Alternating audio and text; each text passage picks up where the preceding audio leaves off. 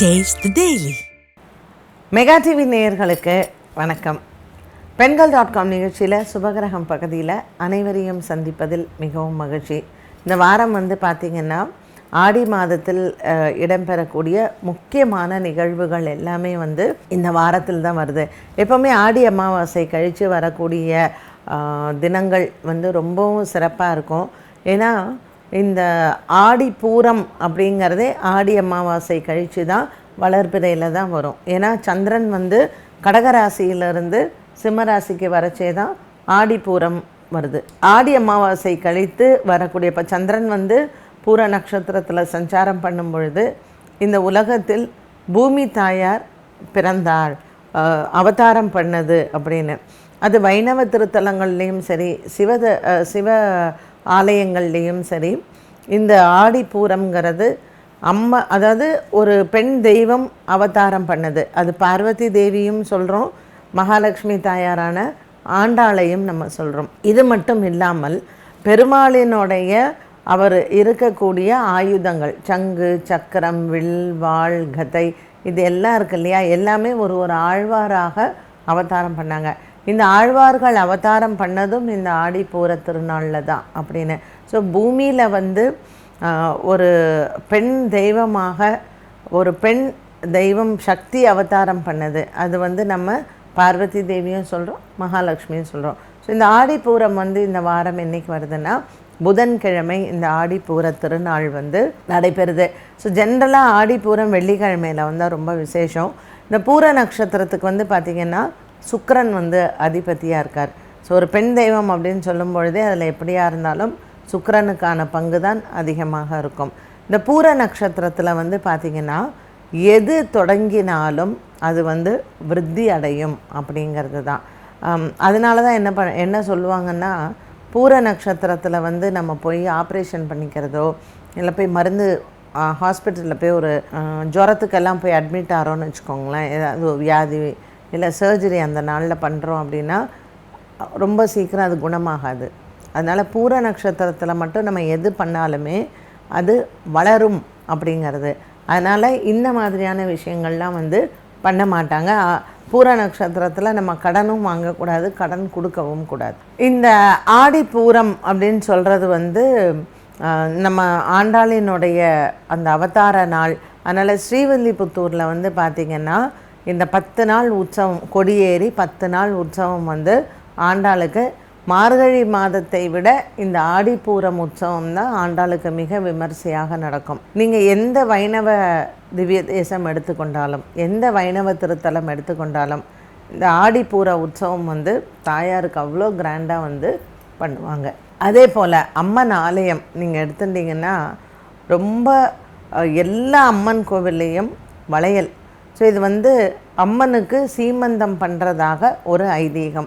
So இந்த பூலோகத்தில் நம்ம இந்த பூமி தாயார்னு சொல்கிறோம் இல்லையா, இந்த உலகத்தையே ரட்சிக்கக்கூடிய அம்பாளுக்கு மனிதர்களாகிய நாம் அவளுக்கு சீமந்தம் பண்ணி அவள் கர்ப்பத்தில் தாங்கின்னு இருக்கக்கூடிய அந்த சிசுவை நாம் சீமந்தம் பண்ணக்கூடிய ஒரு நாளாக இந்த ஆடிப்பூரம்.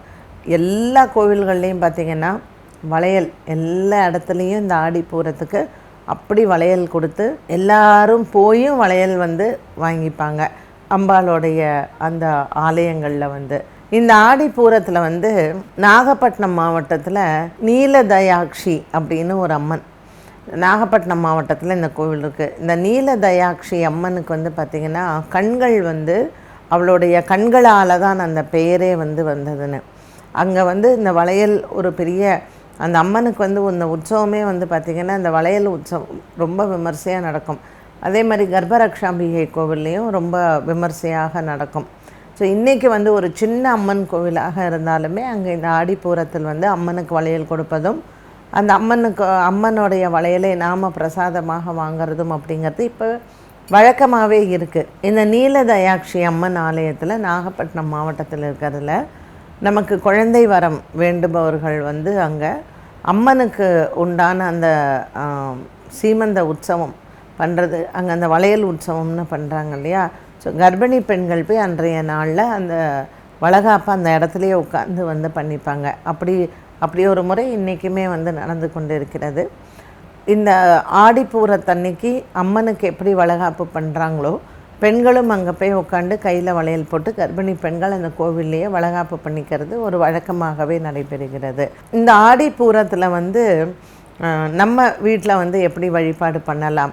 இப்போ கல்யாணம் ஆகாதவங்க, திருமண தடை இருக்குது, கோவிலில் போய் நம்ம வந்து டெய்லி பரிகாரம்லாம் பண்ண முடியல அப்படிங்கிறவங்க இந்த ஆடிப்பூரம் அன்னைக்கு வாரணமாயிரம் பாசுரம் வந்து அவங்க பாடலாம். இது வந்து ஆண்டாள் இயற்றின பாசுரம். இந்த வாரணமாயிரம் வந்து ஆடிப்பூரத்தன்னைக்கு ஆண்டாளுக்கு வந்து மாலை சாத்தி நம்ம வேண்டின்றோம் அப்படின்னு சொன்னால் திருமண தடைகள் வந்து விலகக்கூடிய ஒரு பரிகாரமாக அதை செய்யலாம். வீட்டில் உட்காந்து நம்ம இந்த வாரணமாயிரம் பாசுரத்தை படிக்கும் பொழுது அந்த கிரக தோஷங்கள் எல்லாம் விலகிறது. பொதுவாக வந்து பார்த்திங்கன்னா இந்த ஆடிப்பூரம் வந்து அம்மன் ஆலயங்கள்லையுமே உங்களுக்கு குழந்தை பிறக்கலை, இல்லை குழந்தை கர்ப்பம் வந்து தடையாகவே இருக்குது அப்படிங்கிறவங்களுக்கும் இந்த நாளில் வந்து நீங்கள் அம்மன் ஆலயத்தில் நீங்கள் கொண்டு போய் வளையல் கொடுத்துட்டு அப்புறம் அங்கே பிரசாதமாக அந்த வளையலையும் நம்ம வாங்கிட்டு வரலாம். குழந்தை வரம் வேண்டுபவர்கள் அந்த வளையலை வந்து அன்றைய நாளில் நம்ம போட்டுட்டோன்னா இந்த கண்ணாடி வளையலை நமக்கு குழந்தை வரம் வரும் அப்படிங்கிறதும் ஒரு ஐதீகம். பொதுவாக இந்த பூர நட்சத்திரம் வந்து சித்தர்கள் முனிவர்கள் எல்லாமே வந்து அவங்களுடைய தபஸ் வந்து அன்றைய நாளில் தான் வந்து ஆரம்பிப்பாங்க. இப்போ பொதுவாக மகம் நட்சத்திரம் பார்த்திங்கன்னா அது கேத்து உடைய சாரம். ஸோ இந்த மக நட்சத்திரத்திற்குன்னு ஒரு பவர் உண்டு. நம்ம மாசி மகம் அப்படின்னு சொல்கிறோம் இல்லையா? ஸோ இந்த மக நட்சத்திரத்தில் வந்து மாசி மாதத்தில் மக நட்சத்திரத்துக்கு விசேஷம், ஆடி மாதத்தில் வந்து பார்த்திங்கன்னா பூர நட்சத்திரத்துக்கு விசேஷம், பங்குனி மாதம் வந்து பார்த்திங்கன்னா உத்திர நட்சத்திரத்திற்கு விசேஷம். ஸோ ஒரு ராசியில் மகம் பூரம் உத்திரம் மூணுமே விசேஷமாக இருக்கக்கூடியது இந்த நட்சத்திரங்கள். சிம்ம ராசியில் இருக்கக்கூடிய இந்த 3 நட்சத்திரங்கள் தான் மாசி மகம் ஆடி பூரம் பங்குனி உத்திரம். நீங்கள் மற்ற ராசியில் இருக்கக்கூடிய நட்சத்திரத்தை இப்போ விசாகம் வந்து வைகாசி மாதத்தில் வரும். ஸோ ஒரு ராசியில் பார்த்திங்கன்னா ஒரு நட்சத்திரம் தான் வந்து உங்களுக்கு இப்போ ஆடி மாதத்தில் கிருத்திகை, ஆடி கிருத்திகைன்னு சொல்கிறோம் இல்லையா? ஸோ கிருத்திகை வந்து ஆடி மாதத்தில் விசேஷமாக இருக்கும். ஒரு ராசியில் ஒரு நட்சத்திரம் தான் விசேஷமாக வரும். ஆனால் இந்த சிம்ம ராசியில் மட்டும் வந்து இந்த 3 நட்சத்திரமுமே ரொம்ப சக்தி வாய்ந்தது. மகமாக இருக்கட்டும், பூரமாக இருக்கட்டும், உத்திரமாக இருக்கட்டும். இந்த மகம் பூரம் உத்திரம் 3மே தெய்வங்களுக்கு உகந்த நட்சத்திரங்களாக சொல்லப்படுகிறது. அதில் மகம் நட்சத்திரத்தில் அது கேத்துவின் சாரத்தில் உள்ளது. ஸோ மந்திர பலங்கள், நீங்கள் ஒரு மந்திரம் கற்றுக்கணும், வித்தை கற்றுக்கணும் அப்படின்னு சொன்னால் இந்த மக நட்சத்திரத்தில் ஆரம்பிச்சிங்கன்னா நீங்கள் வந்து அந்த வித்தையை ரொம்ப நல்லா கற்றுக்க முடியும். பூர நட்சத்திரம் அப்படிங்கிறது வந்து தபஸ் பண்ணுறதுக்கு. ஸோ இந்த சித்தர்கள் முனிவர்கள் எல்லாமே வந்து இந்த ஆடிப்பூரத்தில் தான் வந்து அவங்களுடைய தபஸை வந்து ஆரம்பிப்பாங்களாம். அப்படிப்பட்ட ஒரு சக்தி வாய்ந்த நாள் தான். அதாவது சந்திரன் வந்து பூர நட்சத்திரத்தில் இருக்கக்கூடிய இந்த ஸ்ராவண மாதம்னு சொல்கிறது இந்த மாதத்தை. அதனால் இந்த ஆடி அமாவாசைக்கு பிறகு வரக்கூடிய இந்த வளர்பிறை நாளில் நம்ம பெண் தெய்வ வழிபாடுகள் தான் ஆடி மாதத்திலே உகந்தது. அதுவும் இந்த பூர நட்சத்திரத்தில் அம்மன் மற்றும் மகாலட்சுமி தாயார் இவங்க 2 பேருக்குமே ரொம்ப மகத்தான ஒரு நாளாக சொல்லப்பட்டிருக்கிறது. ஸோ மனிதனாக பிறந்த நம்ம எத்தனையோ குறைகளோடு இருப்போம், எத்தனையோ பாபங்கள் செய்வோம். இது எல்லாம் தீர்வதற்கு இந்த ஆடிப்பூரத்தன்று அம்பாளின் அனுகிரகம் மற்றும் தாயாரின் அனுகிரகத்திற்காக இந்த ஆலயங்களுக்கெல்லாம் சென்று நம்மளுடைய இந்த வழிபாடுகள் எல்லாமே நம்மளுடைய இஷ்டம்தான். பட் நம்ம வீட்டில் ஒரு சக்கரை பொங்கல் செய்து அதை நெய்வேத்தியம் பண்ணி அதை 4 பேருக்கு நம்ம கொடுத்தோம் அப்படின்னு சொன்னால் ரொம்பவுமே அது ஒரு சந்தோஷமான நாளாக அமைகிறது.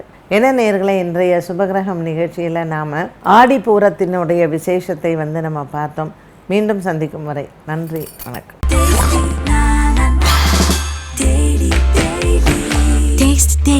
Taste the Daily.